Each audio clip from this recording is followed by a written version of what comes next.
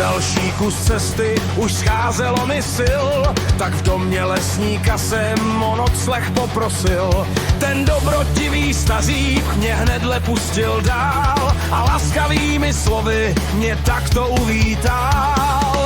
Buď tu jako doma, vše, co chceš, to hned ti dám, vše, co chceš, to hned ti dám, vše, co chceš, to hned ti dám. Hej, veselý historek plno ti popovídám, já ti rád popovídám, já ti rád popovídám.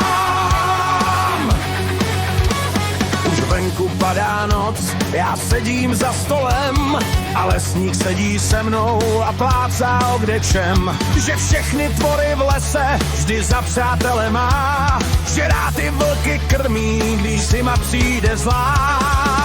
Buď tu jako doma, vše, co chceš, to hned ti dám, vše, co chceš, to hned ti dám, vše, co chceš, to hned ti dám.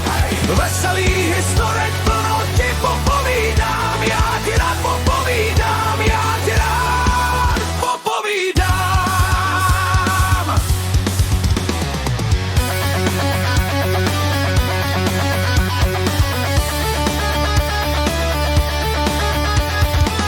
Uhodila půlnoc a vlci začali vít a stařík vyšel ven, teď na nás neměl klid, však za chvíli se vrátil a v ruce pušku nés.